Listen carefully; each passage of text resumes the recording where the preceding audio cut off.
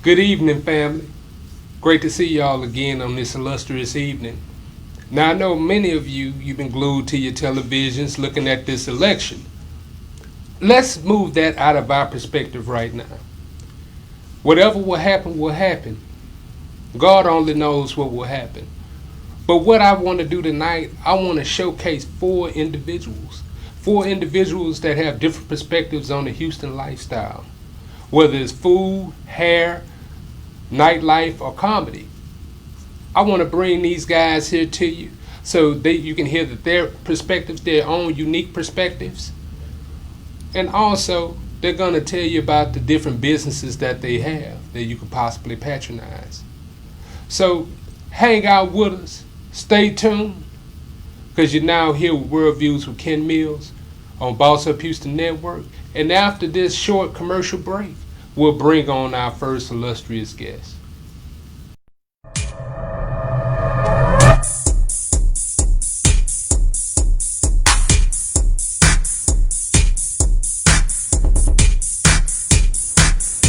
Wanna be a boss? You're watching Boss Up Houston Network. It's Boss Up Houston, where we look up, stay up, and boss up.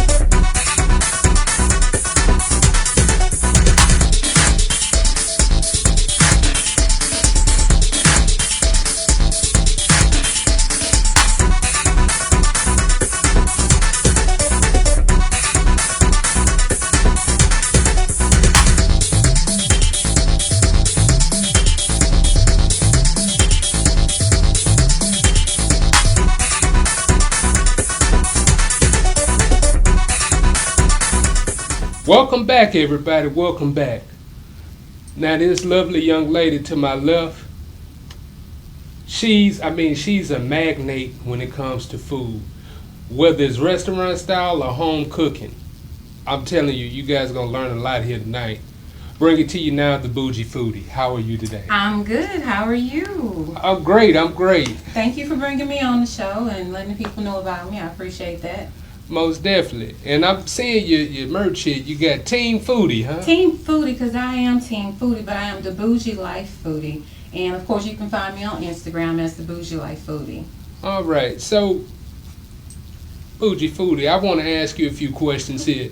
Now, I know I have a different perspective on what you do because I know that you come from a family of cooks. Yeah, absolutely. Both sides. Both sides. I'm a Texas girl with some deep Louisiana roots. So I know y'all do everything from jambalaya to etouffee, all that. Everything with seafood you can think of, we do it. That's like my staple. My staple is seafood. Most of my dishes are going to be seafood. I can eat it every day, and I cook it probably about 4 times a week. So what brought you onto this journey to start blogging about food? Food has always been like a struggle thing for me because people make you think food is bad, but food isn't bad. We're the ones that's bad. You know, food is a lifestyle. It's something that you're supposed to enjoy. Food is a part of everything, and I've struggled with, I need to cut back, I need to stop doing this, I need to stop doing that, and it really took some time to realize that no, food makes me happy. It makes everybody happy. We should enjoy it, and so I had to teach myself how to enjoy it and teach others how to be able to eat what you want and enjoy it, but with limited portions. That's the key. Limited portions. Yes. So are there any other criteria to even eating more healthier when you're outside at restaurants? When you're outside at restaurants, I always tell people to eat what you want and limit what you eat, because most people don't go out to restaurants all the time like I do. Right. You know, the average person doesn't. So when you're going out, you're treating yourself. You know, that should be a time that you shouldn't put any limitations on what you're eating. It's a treat. But as far as the health part come in, you have to add that into your everyday life. You have to make sure that you're doing things to satisfy your health.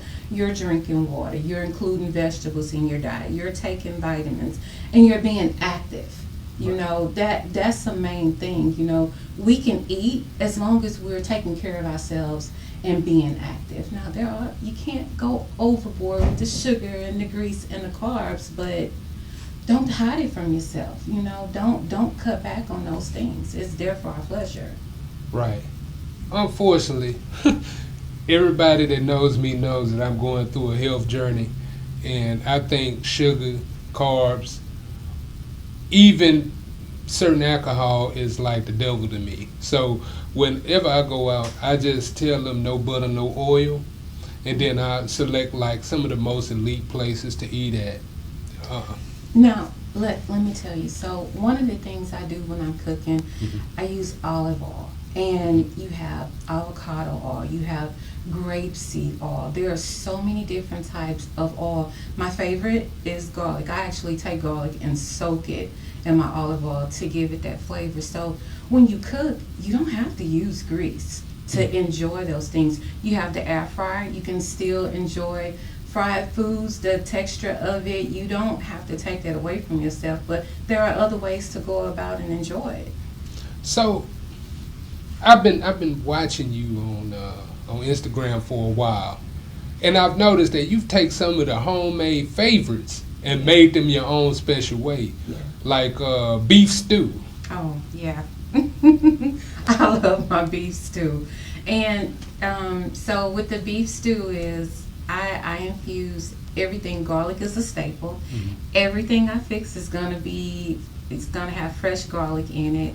And so I take my beef meat and I stuff it with garlic. I squeeze it in there and everything, and I let it soak overnight, and I cook it. I like to slow cook it so it get all that flavor in there and out, but I also use a lot of fresh vegetables. You have your celery, you have your yellow onion, your white onion, your red onion. Bell peppers are really good. They have more vitamin C than oranges have in them. And then they have so many different flavors. Use your red bell peppers, use your green. Make sure you add some orange in there. It gives it a lot of taste, a lot of texture, a lot of flavor. And then you have your different cut carrots. I don't just use one carrot. I use different cuts of it. And good thing I want everybody to check out is rainbow carrots. Have you ever tried that? No. You're on a health kick, you want to try rainbow carrots. So they're going to be white. And they're really, really good. And they have so much more flavor than just our regular carrots. So make sure you check those out. HEB sell them next time you're in there.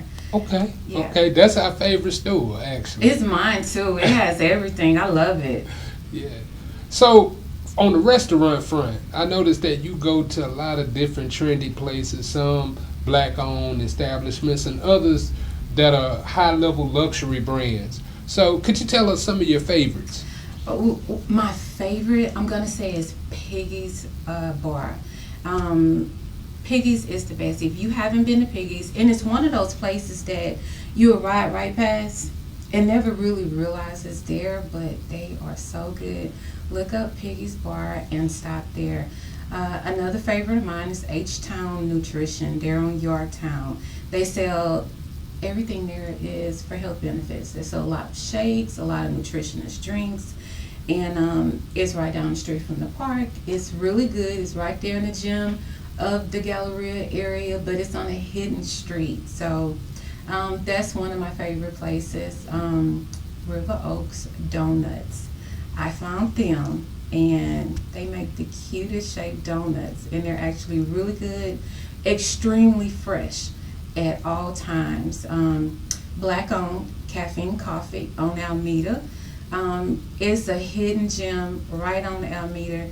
If you're a coffee lover, you have to go by there. They actually have one flavor where they put mint inside their coffee. It's the best thing I've ever had. It's absolutely amazing. And it's a black-owned restaurant. She's been there for quite some time, and I suggest for everybody to go by there and check her out and patronize her. So when you start to observe these different restaurants, what are some of your criteria for them to get your business? I have people that contact me. I actually have a contract in the works right now with a really big company, but I have people that reach out to me. But I also reach out to people. I see what they have, what they're offering. I want to try it. I want to taste it. You know, I want to see what they're about. And so, but I go off of the cleanliness of the place. When I first walk in, I really don't announce my presence. I go in, I want to check the place out. I want to check out your customer service. I want to see how you treat people, how you're going to treat me when I come in there, you know.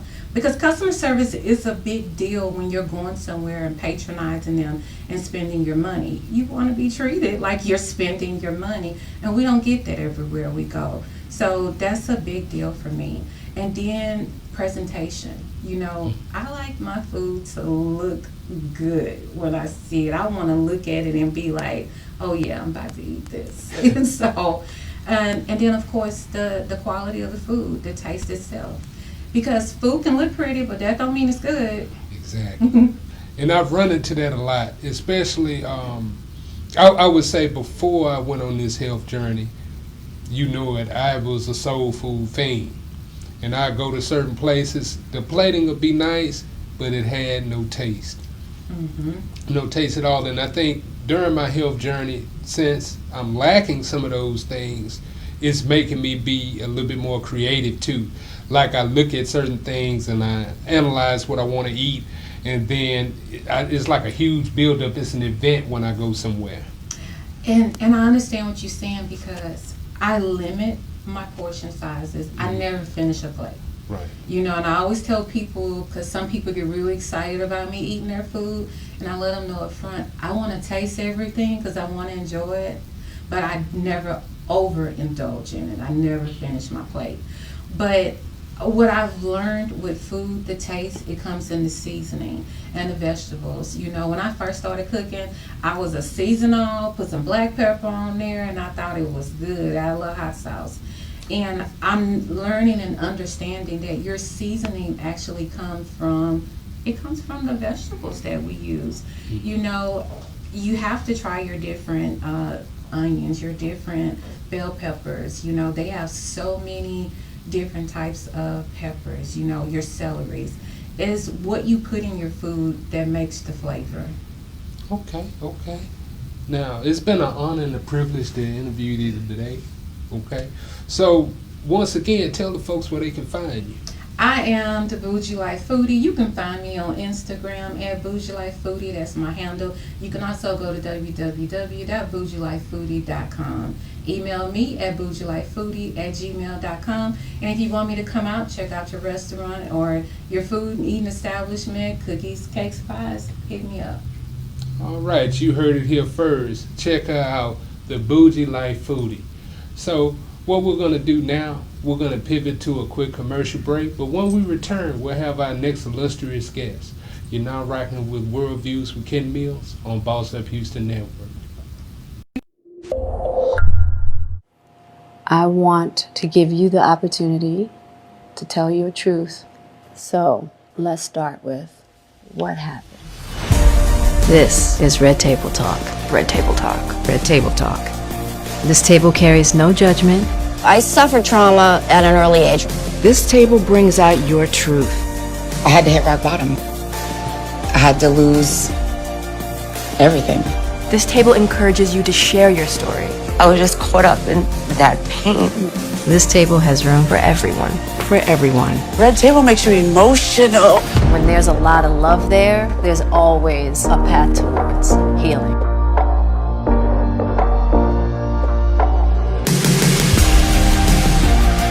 Intimate, provocative, unfiltered.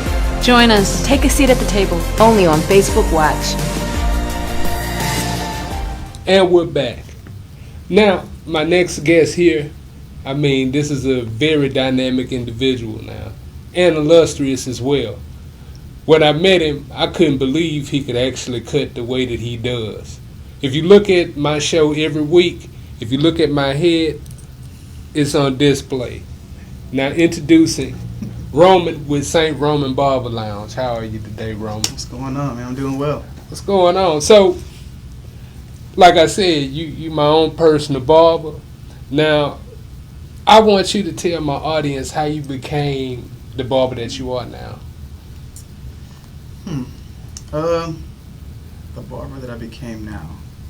I mean, it started for me when I was 13 years old. I was cutting hair in my mother's restroom. So I started from there. But I initially started when I saw one of my good friends cutting hair. Mm-hmm. And he was a little younger than me. And he was going around the neighborhood cutting people up. And I found that very intriguing, you know, and especially with the straight razor. So that's when I picked that up. And then from there, didn't know that I wanted to become a barber, but I knew that I was intrigued by it, and I wanted to practice it and keep it as a hobby. Okay. All right. So from there, like, when did you enter into the barber college system, and also what obstacles did you run into when you first started up? Well, first it was a rough start, you know, just like anybody, you know, starting a business from the ground up, you know, it's very, very difficult. You know, nobody believes in you. You know, the opportunities are not just, you know, everyone ain't trying to get a haircut by you if you don't even really know how to cut hair. You know, everyone's like trying to run away from it. You know, right. But you know, it eventually, you know, once you start messing up enough people, you get that practice in, then, you know, you start becoming a little bit better, and then you warm up to it, into the craft, and then you just become a little bit, you know, better gradually. Okay. So I just want to let the world know that you present a very exclusive experience. So when a person gets their haircut by you, I'll run it down to everyone. It's in an actual office suite, right? Mm-hmm.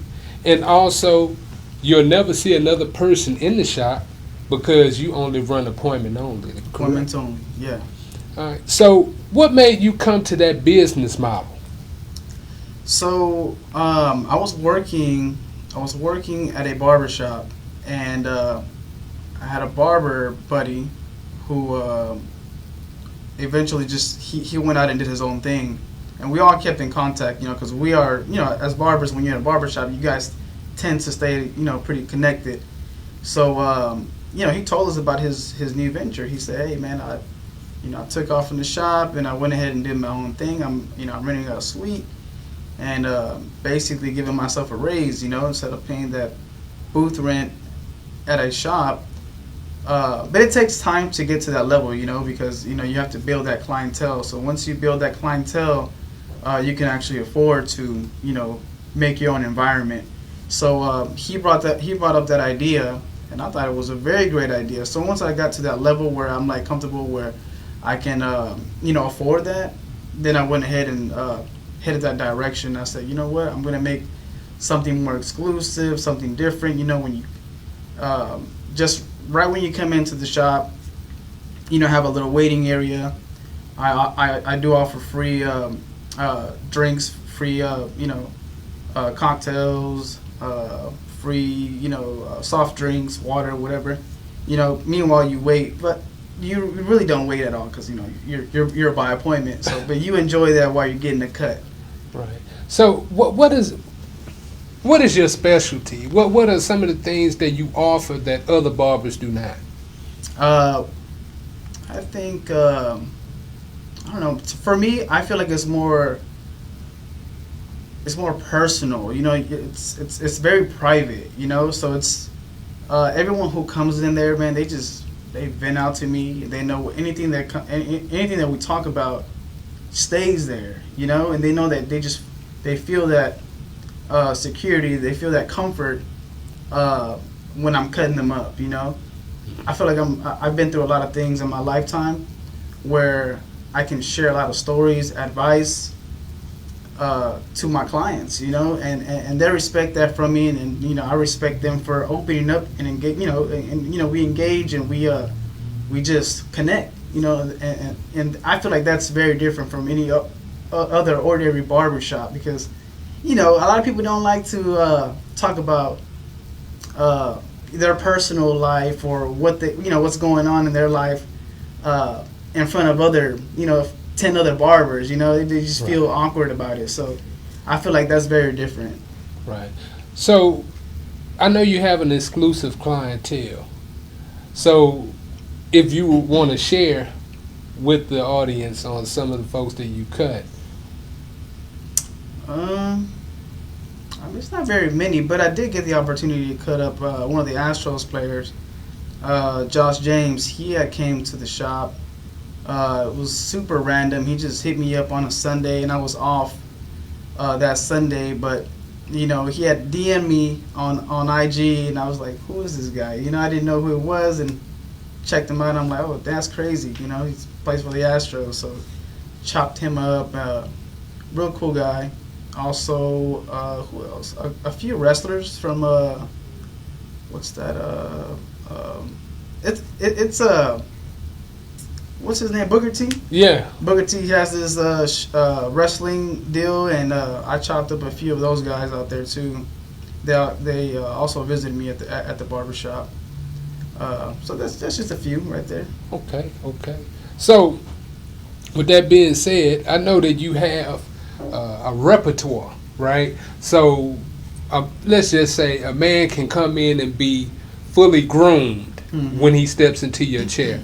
So, what is your thought process on the hot towel aspect, and also on the straight razor? Because I heard you mention it earlier. Man, that's my specialty. So, like, I started. That's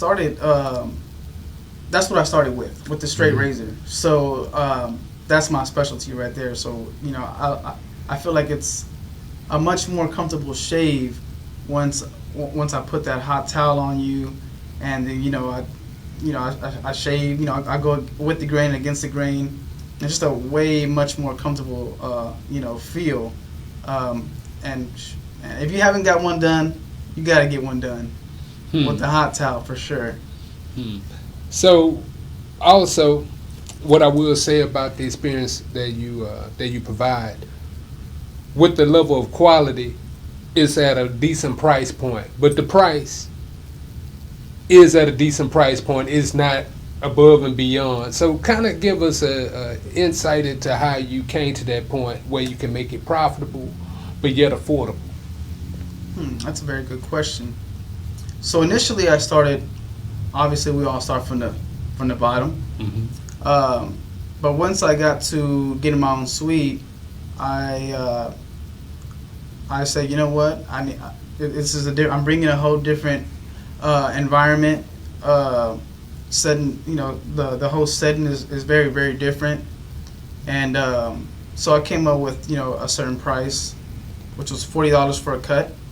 And I started off. That's what I start off at, and then it goes up from there. So it's $40 for a cut, and then it goes all the way up to $70, depending on the services. I do the black mask, the eyebrows, I do extractions. What else? Hot towel shaves that we mentioned. I also do the nose hair removal, so I do that too. Yeah. So. Man, so you dealing with folk that's hairy to Henderson? Oh man, hey, they all come different, man. Some people come hairy, and some people, that's what they come with. All right. So once again, can you let the folks know how they can reach you if they are looking for your services? Yeah, I'm on IG. You can find me at Roman_cuts with the Z 66. Okay. And for the appointments, how would they schedule an appointment with you? You can schedule an appointment on StyleSeat. So I'm on styleseat.com/I/Sergio Roman. Okay. Look, Roman, thank you for coming through today. Also, I want to send love and regards to your junior barber. Oh yeah, the illustrious Mr. Saint. Yeah. Now, guys, what we'll do, we'll go to a quick commercial break, but when we return, we're going to have a marvelous guest that come on here, okay? So just hang out with us, stay tuned. You don't want to miss the next two. You're now here with World Views with Ken Mills on Boss Up Houston Network.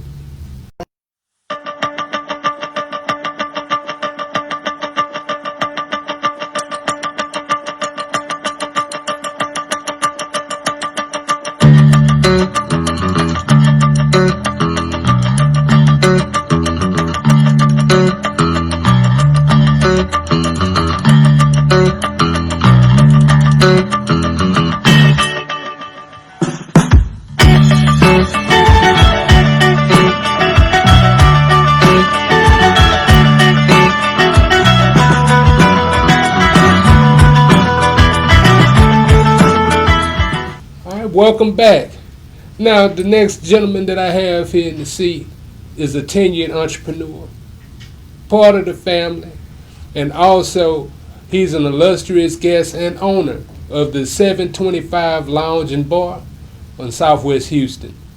Now presenting Mr. Ben McCormick. How are you today? Hey, how you doing today, man? All right. So, Ben, I understand that you hail from New Orleans. Yes, sir. Yes, sir. All right. So how long you been in Texas? Been here now since about 2014. Okay. So I know you're a tenured businessman. You had your hands in many pots. Yeah, with everything. So tell us a little bit about that. Basically, man. Of course, I own the club, 725 Bar and Lounge. I own a medical equipment company, and I also do medical staffing as well. All right. So I know, along with the lounge and bar business, that you and your wife do that heavily together. Yes. Miss Shamira McCormick, we send shout outs to her because she's handling that business, right? Yes. So, what were some of the obstacles that you guys faced when opening? I know you guys opened right before COVID. Yeah, just basically, we opened. Well, we got to acquired it right in January, right before COVID started. Then that hit, we had to shut down. We opened back up in May. Of course, it ramped back up. We shut back down again, and then we opened back up. I think it was like the end of June, and we've been open ever since. Just keep trucking, give people a safe place, come and party. All right. So many of you that may be friends and family, you know that my beautiful wife had her birthday party last Friday. Now, his spot hosted that party, and one thing I would tell you, it was a marvelous time. You guys have live bands there on Fridays, correct? Fridays with the free buffet. Free buffet. Free buffet. Now tell them about the food. Food, man, is A1. The boudin egg rolls, bar none. Best in the city, hands down. So do y'all get that catered in, or do y'all do that in-house? We have full kitchen. Okay. So not only can I get my favorite drink, I can get me some good food. Yeah, you can get some good food, man. It's going to have you leaning by the time you leave up out of here. Good food, good drink. All right. Now, I know for the whole week you guys have a huge roster of things that are going on. So kind of tell us some of your signature nights. Right now, we do comedy on Thursdays, twice a month. Fridays, we have the live music. Saturdays is kind of like a chill groove night. But we want to start doing possibly a band on Saturdays as well. And then Sundays is our brunch. And of course, Sunday football. So you say Sunday brunch? Yeah, Sunday. So what time on Sunday? From 11 to 4. 11 to 4? 11 to 4. So will the boudin egg rolls be there? Yeah, boudin egg rolls, shrimp and grits, fish and grits, chicken and waffles, and endless mimosas. Oh, man. Man, y'all gonna make me go into food relapse. Hey, it's good, man. Hey, did you get a chance to try boudin egg rolls? Nah, I didn't. Oh man, you gotta try. Hey, if I did try the Moet Chandon rose, and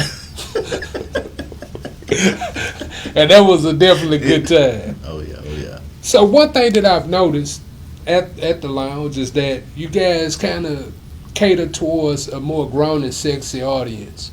So with that being said, what is your natural base that you're looking to key in on?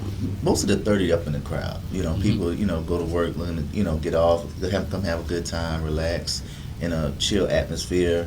We got security, 8,000 square feet of space, plenty space for social distance. So he ain't lying. 8,000 feet. I thought it was like folk clubs. If y'all remember Maxwell's back in the day, it looked like that without the barriers. So, your location as well. I grew up in the area, a certain part of my time, but you guys are located on Fondren. Yes, sir. Right? Fondren and Braeswood. Fondren and Braeswood. Okay. Now, I've also noticed that y'all take safety very seriously. Yes. As far as personal security and also security against the natural disaster that's going on. Yeah. So what are you guys' strategy as far as coming in with the mask and the sanitation? Basically, we got plenty of sanitizer stations all throughout. We sanitize the club daily. Make sure we keep all the bugs out and just keep it clean. I'm in the medical field, so that's a pet peeve of mine. I believe in keeping it clean. Wow. Okay.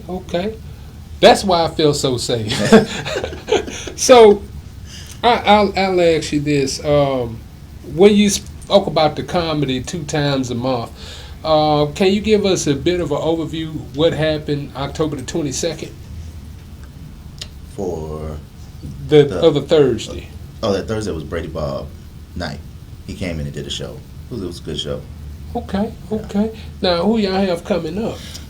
We got a couple we trying to line up, but we trying to surprise the people, bring a couple big names down, show them we gonna give them a good time. Okay. We got a couple surprises lined up. Okay. Because from the footage that I did see, it was ideal for a comedy show. And then I know you guys' hospitality as well as the DJ or whatever entertainment besides that is going to captivate the audience. So this one question I do have: as you go along with the bar and lounge, what are your aspirations going forward? How do you look to grow it? Man, we're looking to hopefully put a spot on the north side. The next one, of course, gonna have a patio, and Florida next. Florida. Yeah, Florida, man. Wow. What about? Looking about Jacksonville, Florida. Okay, Duval, huh? Yeah, man. You need somewhere to party for the grown folks out there. Yes, sir. So, with that being said, do you all have like a dress code or anything? No, it's pretty laid back. We just don't do no sneakers, but as long as you look presentable, come on in and have a good time. So if I'm fresh, I can get in. Yeah, exactly. Yeah, but so if a person wanted to host a party there, what would be the baseline that you would start from? What do you guys offer them? Usually, for the smaller booths, we usually do those 150 that comes with a bottle. Big section, we do 400 that comes with a bottle as well. And usually, the big section, we provide a little bit of food. We maybe a tray or two for the guests. Okay. So, from my personal experience, that big booth is worth it. Especially if you have 20 to 30 people. It feels as though you have your own club inside of the club. Yeah, you're off to the side, nobody bothering you. Got your own space, own TV, you good. Right. So, if the folks want to get more information about the Bar and Lounge, how would they do it? You can reach me on Instagram, 725 Bar, Facebook, same thing, 725 Bar and Lounge. On the website is bar725.com. Okay. Well, it's been a pleasure interviewing you, Mr. Ben. Always. All right, and we'll be seeing you soon. Yes, we sir. love y'all spot. Come back. Come see us. All right, now, guys, we're going to cut to a short commercial break, but when we return, we'll have our final guest. I promise you don't want to miss this. This guy here, something special. You're now with World Views with Ken Mills on Boss Up Houston Network.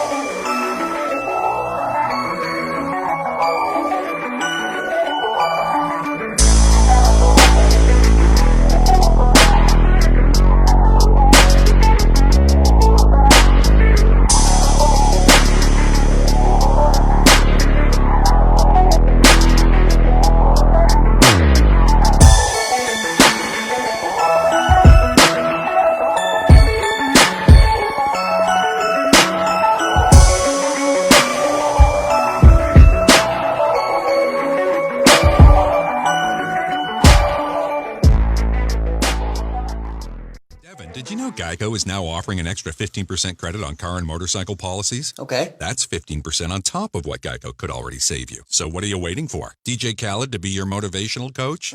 Yo, Devin, remember to brush in a circle motion. Thank you, DJ Khaled. Tiny circles, Devin. Do another one. Another one. Is this good? Put in that work, Devin. Don't give up. Geico. Save an extra 15% when you switch by October 7th. Don't play yourself. Hit subscribe to play more great Geico videos. And don't forget to share. All right, we're back. Now, the gentleman to my left, there's not enough words that I can say to illustrate or describe who he is. This gentleman is 1/4 of the comic crew that hails Lil Darryl, MC Lotto, and Ray, etc. This man here is a fixture in Houston comedy. I'm breaking to y'all now, Leroy Tha Third. How you doing? What's going on, brother? How you doing, my brother? I'm good, man. Pleasure to be here with you. Man, it's an honor and a privilege for me. Okay. So, I tell people, you know, when I first met you, I felt like a little standoff energy. But as we go along, I found out that you one of the most engaging, one of the most nicest individuals that a person would ever want to meet. Right. This is true. So, give us a little bit of your history in the Houston comedy scene. Well, in the Houston comedy scene, I've been doing comedy now about 7 years. I started off in a strip club. In a strip club. It was an open mic, and it was hectic. And, you know, I used to have guys that have been seasoned in comedy. They would come dip in, but they'll be in the shadows of the room in the back. I would see their figures, and I'd go back there and say, hey, man, you know, I didn't know them at the time. I said, oh, no, I'm just coming to check you out. And how I really did it, I used to go to the Improv, right? So the green room is pretty accessible. So I was a little bigger there, too. So I used to just go in there and knock on the green room door and just walk in and just stand there. So I would see all kind of comics in there. So, you know, I introduced myself, but I was always pleasant and I always had manners. But at the same time, I always demand respect at the same time. Amen. Yeah. So, I can't get over this shirt here. So your trademark is I hate people. Kind of give us a little bit of synopsis on that. My pleasure. Hashtag I hate people. Hashtag I hate people. Me personally, I'm a people person. Right. I love people to death, but it's just the ways of people. Prioritization, if that's a word. You know what I'm getting at. It's just ignorance, stupidity. It's just the ways of people that I hate. Like for instance, you have kids that you're not doing nothing for. You get in a relationship and you take care of kids better than your own kids. Hashtag I hate people. You have a $5,000 Birkin bag. A lady have an expensive bag, right? But she got prepaid debit cards in her bag. Priorities. Hashtag I hate people. I mean, the list can go on, but the thing about it is I wanted to make a shirt that was that the females and the males could relate to. So I was stagnant for about 1.5 years with just a certain color. It was black and red. I call it fire engine red. Until I got with the right woman, she opened my eyes to open it up and bring it in new colors. But the thing is, everybody can relate to it. Every sex, every race, kids. I also have the professional-ish talker. It's all my shirts are public friendly. There's no cursing on it. I also have the other one's THAFUQ question mark exclamation. So y'all have to sign that out yourself. And then I also have Jesus is the plug t-shirts. So they kind of took off about 5 years ago. I actually wore the shirt. I was featured with Joe Torre, and I had a friend of mine that was printing shirts at the time. I said, man, I need you to put my hashtag on the shirt. It started, I used to always post stuff, videos of crazy stuff, and then I would say something in the caption, hashtag I hate people. Anyways, put the hashtag on the shirt. I featured with Joe Torre. Never meant to even try to get out and start selling shirts. After the show, about 15-20 people said, I need that shirt. And 5 years later, here I am. Now, I follow you because, you know, hey, we do a lot of business. We be around the same circles, and I notice things. And what I've noticed that your shirt is really national. Right. I've seen people in Chicago. I've seen people probably in North Carolina, Arkansas, Georgia, everywhere with this shirt. Right. So normally, how does it work? Do they hit you up and you ship out the order? As of right now, I had a website, but right now I'm working on a different one because the one I had was a little bit too difficult to run. You had to do all the coding and everything. Now you have the websites that are a lot easier. So that's getting built up right now. But as of right now, you can hit me on any line of social media, whether it be Twitter, Facebook, Instagram. This is basically how people do. They order their shirts if they want something that's custom, a custom color, custom cut, or like I am, I'm old school too. I'm always be out the trunk. So when you see me, I'm always have to see. Look at this. I didn't even know I was good. I'm always have shirts on me. So whatever I have, people usually get. And what I've learned, man, be nice to people and express to it and make it look fly. When you make it look fly, people gonna want to naturally either look like you or say, well, okay, well, he's on to something. Right. Let me dig this. Right. So quality over quantity. Definitely. So, also, you do have brick and mortar where you do host comedy on a weekly basis. I do. At the Main Street Lounge. Yes, sir. Main Street Lounge. Every Thursday at 9 o'clock. Leroy Tha Third, hashtag I Hate People live comedy show, open mic. Pull up, sign up. We have seafood. We got a full kitchen. The only comedy show you come to and get crab legs, lobster, shrimp, some jokes for the free, hookahs, full kitchen. I'm looking y'all in your eyes. I know y'all see me right now. I'm telling y'all this. It go down right now. But I had to put in a substitute. I had to fill in because when somebody of importance of your stature call me, I'm going to make that happen. I got to come mess with you, boy. Already. Yeah. Now, after this, after we finish airing, most times, and I don't know if my audience knows, I leave here and I go directly to where he is.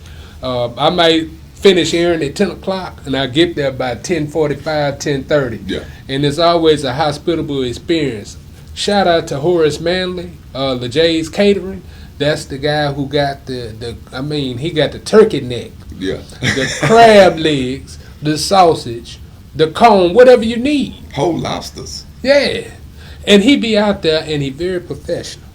Now, one thing that I did notice, you allow, what you do with that show, you allow your burgeoning comedians, newbies, and also some of your more established folks to get on stage. Right.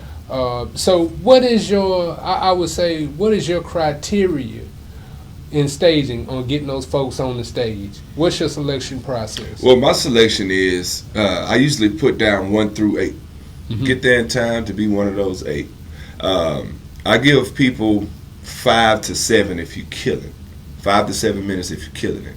Now, if you're up there committing comedy suicide, I kind of give you a hint like, yo, wrap it up. But the thing is, what's different from my comedy shows is if a comedian is on there and he's not doing good, he sucks, you don't have to endure 5 to 7 minutes of this.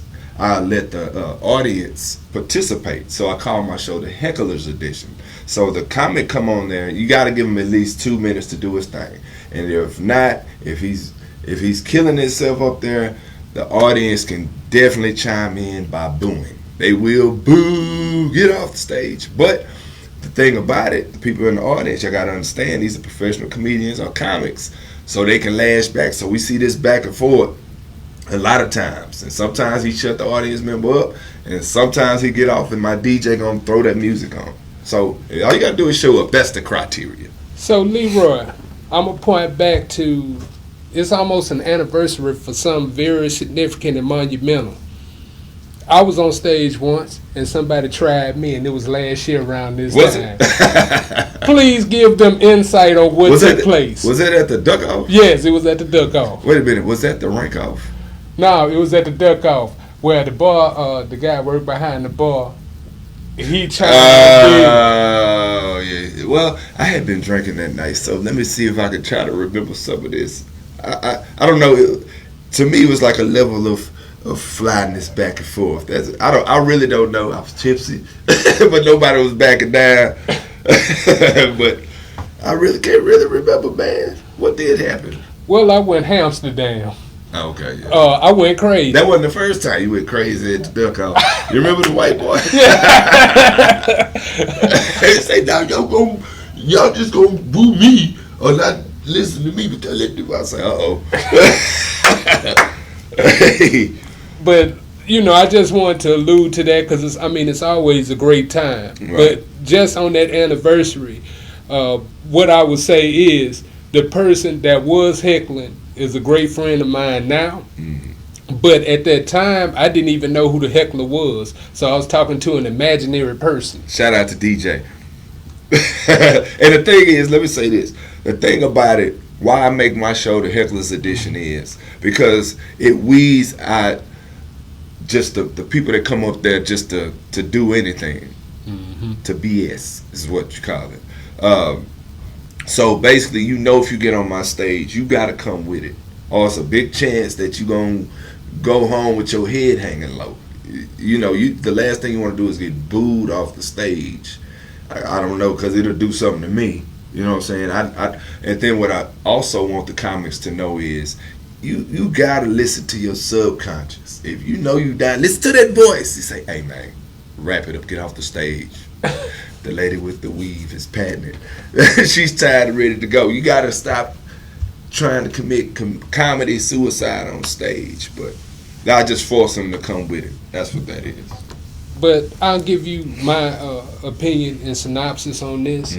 I think you deserve even more respect because with a platform like that, it's very unique because a person that is stepping into that realm, right, they'll know exactly if they fit or not. Or if they do strive to want to continue, they know the parts they need to work on. Right. Because you don't hold punches. If a person does ask for your opinion, right, you will tell them. Right. And I think that as we regard some of those that are higher up right, in the comedy scene, you should be held in that same regard as well. Right, right. And I didn't have that. I didn't have that at all. I didn't really have OGs I could really fall back on, except, you know, you got Terry Grossman, or I can holler at Freeman, or I can holler at Dave Lawson or something like that. But it's just a few of them that you can really holler at. And when I came in the game, I was like, you know, I'll go to a comedy show and I see a established comic and they walking off and they leaving me with my finger up trying to get their attention. And I decided I wanted to go totally against that. You know, it goes with that saying, the game is to be sold, not to be told. But no, I want to go with the other route. I'm gonna give you, but it's also a such thing as job security. I ain't gonna give you everything, but the more I help you, there's more shows and possibilities that I may have. That's more shows and possibilities. That's more people that may know me. So I said I'm not gonna hold all this. If I feel like addressing it, because sometimes I might have an opinion, I can talk to you, but sometimes I don't feel like being bothered. So that's the hashtag. I hate people coming into it. I'm really a quiet person. And comedy is very therapeutic for me. So my first open mics for years were called Therapeutic Laughter. So it's good for me. Yeah. So, hey Leroy, man, I want to thank you for taking time out of your busy day. It's over? to talk with us. Oh, okay. You know, and yeah, we're about toward the end of the show. Okay. So what I would like for you to do, I'd like for you to let the people know how they can find you, also any upcoming events, all that. Okay. Well, you can find me at Leroy Tha Third on Instagram, Facebook, Twitter. I like saying Twitter. I gotta get used to saying that. I'm trying to get my first follower on Twitter. I've been on Twitter like a month, and I didn't follow like 8 people. I'm just lost. But follow me on Twitter. First person follow me on Twitter and message me and get a free hashtag I hate people shirt. You can find me on all that. You can Google me. It's Leroy Tha Third, LeroyThaThird. Every Thursday I'm at Main Street Lounge. I got some more stuff coming up. Y'all just stay tuned. Look at my Instagram. I'm always posting flyers. And that's about it. So I want to give you your roses too, man. Okay. So this is what I've learned. What I've learned is that you the best advocate for the comedy scene. Right. It's between you, Cliff 2, Al Freeman. Right. This is what I observe. Right. And also what I observe is that you're an elite level comedian. Right. Which I feel like most people don't give you that respect at all. Right. And right now with this platform with World Views with Ken Mills, we want to salute you for everything that you do in Houston community. Because we followed your journey. We followed you from Ali Sadiq. Right. We followed you with Grossman. We followed you with all these different people. Right. And also with the comic crew. Right. And one thing stands the same. that you was a man first. Right. So by being a man first, you come with a certain level of respect. Like you say, you demand respect, and your Right. presence exudes respect. Right. So we want to salute you today. I appreciate that. So is this the part I give y'all my cash app? You tell them your cash app, man. Tell them your cash app, bro. Hey, also, man, I appreciate that, man. That touched me deep too, man. I'm gonna cry in the car. Shout out to Ali Sadiq, man. Even though my dude getting up in age, and you know people be set in their ways, but shout out to Ali Sadiq, my dude, because this was the first guy. We was after a show, we was at the Improv in the back. That's where like the parking garage is. Right. It was me, Ali Sadiq, and a gang of other comics. He said, "Well, I got some other stuff coming up, Comedy Central. Woo woo. I can't run this show no more at the Duck Off." He said, "You know what, Leroy, you want to run the Duck Off?" I say, "Yeah." Then I seen all the long faces, the look of despair. Ain't nobody say nothing. Right. But I wound up being at the Duck Off for 4 years. And shout out Tanya, Sorrells, and hey, man, much love, dude. It's a lot of people came and started and made it through the Duck Off, man. So shout out Ali Sadiq too. Most definitely, most definitely. Now, I've had you say your piece. I'm gonna say mine. So tonight, we had the Houston Lifestyle Edition. We brought you the Bougie Foodie that taught you the healthy way to eat, and also some of the better places in Houston that you can patronize. Secondly, we brought you Roman. Roman told you his genesis and journey through the barbering, and also what his passion is, which is giving a full service to the male community. Even the nose hairs. Well, we ain't gonna talk about that. Then we had Ben McCormick come on and tell you about the enterprise called 725 Barn Lounge. And we also had Leroy come on and tell you his journey and also his thought process with the Houston comedy scene, which was hugely appreciated. I tell you all these things just to tell you this. Don't get distracted with what's going on CNN. Us as a black community, they say we've been here 400 years. We've been here way longer. We've made it this far. We only made it this far through faith. You can't put your faith in a man. You can't put your faith in men nor princes, kings, presidents, nobody. Only God. God is the vessel that gets you to where you need to be. What I want to do tonight, I want to distract you away from that, I guess, the minutia that's going on, and put this back in your mind. Live your life. Enjoy yourself. Don't be worried or stressed out about what's going to happen if Trump get in now. We was in there 4 years with Trump, and we still living, ain't we? We still striving. So take that out your mind. Get out. Meet people. Network. Every guest that's on here, I met them through different means, but we all network and we all patronize. One more thing that I like to say too. Be happy. Find the thing that makes you happy in life. I found it. I found it within myself. You can't place your happiness on others. You can't place your happiness on material things. Material things will break and deteriorate. You put it on other people will leave you dry when you need them the most. Your pure happiness comes from within, comes from you, and knowing yourself and loving yourself. All four of these people, they have different facets of the lifestyle that would help you love yourself. Number one, food. You need food to live. Number two, you need grooming.